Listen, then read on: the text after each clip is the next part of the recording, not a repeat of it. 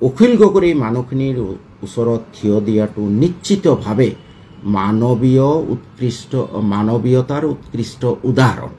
আৰু এই ক্ষেত্ৰত অখিল গগৈ অকল মই নহয়, মিয়া জনগোষ্ঠীটিয়ে চেলুট জনোৱাটো উচিত।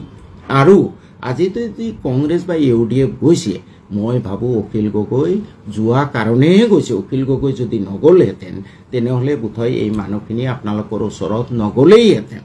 আৰু আটাইতকৈ ডাঙৰ কথা, মোৰ অন্তৰ খুব স্পৰ্শ কৰিছে যেতিয়া অখিল গগৈ ডাঙৰীয়াই কৈছে, অখিল গগৈ ডাঙৰীয়াক যেতিয়া খুব ট্ৰল কৰা হৈছে, ছ'চিয়েল মিডিয়াত ভিলেন বনোৱা হৈছে, তেতিয়া অখিল গগৈ ডাঙৰীয়া মানে যথেষ্ট ফ্ৰাষ্ট্ৰেটেড হৈ পেলাই তেওঁ কৈ দিছে যে মই এই মানুহখিনিৰ ওচৰত থিয় হোৱা কাৰণে যদি মই নেক্সট টাইম বিধায়ক নহ'বলগীয়া হয়, সেইটো মোৰ কাৰণে শ্ৰেয়। মই মানুহ হৈ যিমান দিন জীয়াই থাকিব বিচাৰোঁ।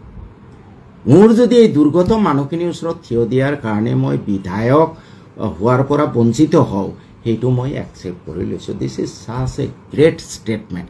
আৰু সিদিনাখন এটা ষ্টেটমেণ্ট দেখিছোঁ, তেওঁক মিয়া বুলি অখিলউদ্দিন বুলি ট্ৰল কৰাৰ কাৰণে তেওঁ কৈছে ঠিক আছে, মই এই অত্যাচাৰিত মানুহখিনিৰ ওচৰত থিয় হোৱাৰ কাৰণে যদি কোনোবাই মোক মিয়া কৈছে, মই মিয়াই হয়। ইয়াতকৈ ডাঙৰ ষ্টেটমেণ্ট কিবা আছেনে বাৰু? স্বাধীনতাৰ কাৰণে বহুত কষ্ট কৰিছিলে, বহুত ত্যাগ কৰিছিলে, ন' ডাউট।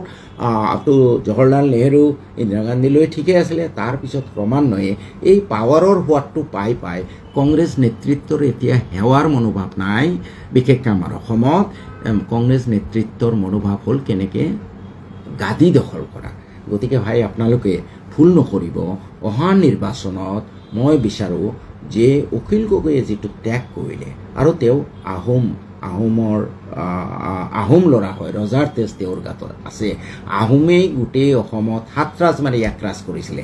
গতিকে উপযুক্ত আহোম হ'লে তেওঁহে আমাৰ হিন্দু মুছলমান সকলোকে লগত লৈ আগবাঢ়িব পাৰিব। আৰু অতীতৰ কৰ্মৰাজিৰ পৰা দেখিছোঁ অখিল আজিয়ে বিধায়ক হৈছে, তাৰ কিমান আগৰ পৰা এই কৃষকৰ কাৰণে আন্দোলন কৰি আছে। He is a very good activist.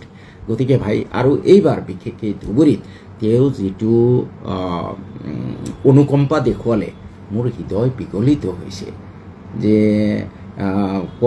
কংগ্ৰেছে যদি এই 5টা চৰ্ত মানি লয়, হয়তো মই কংগ্ৰেছৰ পৰাই ইলেকশ্যন খেলিম, কিন্তু মই বিচাৰিম অখিলক মিয়া মানুহে এটা প্ৰতিদান দিয়ক, উপহাৰ দিয়ক, কৃতজ্ঞতা প্ৰকাশ কৰক।